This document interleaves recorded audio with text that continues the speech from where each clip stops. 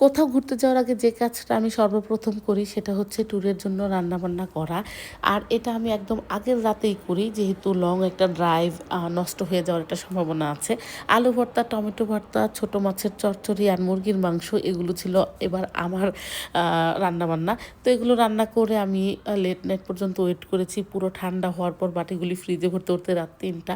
আর ভোর সকালবেলা ঘুম থেকে উঠেই বের হয়ে গিয়েছি। আর বের হওয়া তো আসলে অনেক বড় একটা স্ট্রেসের ব্যাপার, কারণ অনেক কিছু নিতে হয়, যেহেতু ছোট বাচ্চা আছে, ছোট ছোট অনেক জিনিস, কোনোটা যেন মিস না হয়ে যায় সেই ক্ষেত্রে আবার খেয়াল রাখা, মানে হাঁপিয়ে যায় যখন বাসা থেকে গ্যারেজ পর্যন্ত জিনিসপত্র নিয়ে গাড়িতে উঠাতে উঠাতে। তো সকাল ঘুম থেকে উঠেই সকাল সকাল শুদ্ধ এগুলো করে ফেলেছে। আর আমি 2 বাচ্চাকে রেডি টেডি করে আমরা রাইট টাইমে বের হয়ে গিয়েছি। তো এখন একটু রিল্যাক্স ফিল করতেছি, মানে দম দিচ্ছি এই পার্কে এসে, যেটা বলা যায়। নাস্তা করারও সুযোগ পাইনি। ত্রিভর্তন থেকে জাস্ট কিছু একটা র্যাপ নিয়ে খেতে খেতে চলে আসছি। তো আসার পরে সবাইকে জিজ্ঞেস করতেছি যে কার কার ডিপার্টমেন্টে কী কী আনার দায়িত্ব ছিল, সবাই ঠিকমতো আনছে কিনা। ভাই আপনার অনুভূতি কি? আপু কংগ্রাচুলেশন। অনুভূতি হচ্ছে খুব টেনশনে আছে, বদনা খুঁজে পাওয়া যাচ্ছে না।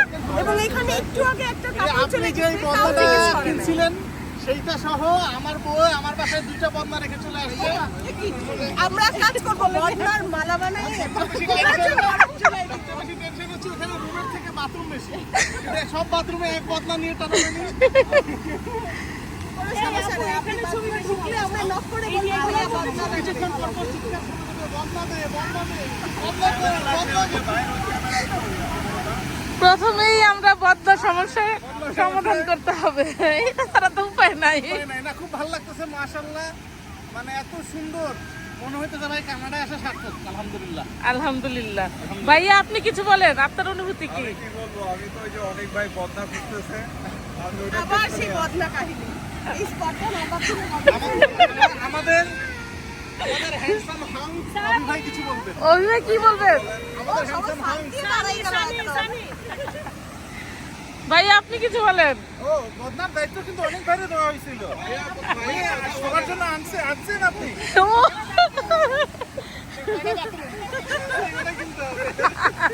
সমস্যা নেই, আমরা এমন জায়গায় যাচ্ছি হ্যাঁ, একদম কাছে। পানি দেওয়ার পানি না, বদনা তো পাওয়া যাবে না, আমাদের এই পাওয়া যাবে বদনা। দেওয়ার যে হ্যাঁ হ্যাঁ। আমরা অন্য জায়গায় পানি দেবো। 4টা বাথরুম, একটা বদনা, কি যে একটা অবস্থা। ঘুরে ফিরে যে বাথরুমে বদনা আছে সবাই সেই বাথরুমই ব্যবহার করেছে। তো যাই হোক, ভিডিওটা তো আগের, আমি অনেক পরে ভয়েস দিচ্ছি। প্রথমে যখন ঘুরতে গিয়েছিলাম, এটা ছিল প্রথম স্পট, এখানে ঘোরাঘুরি করে তারপর আমরা আরেকটা স্পটে চলে গিয়েছিলাম।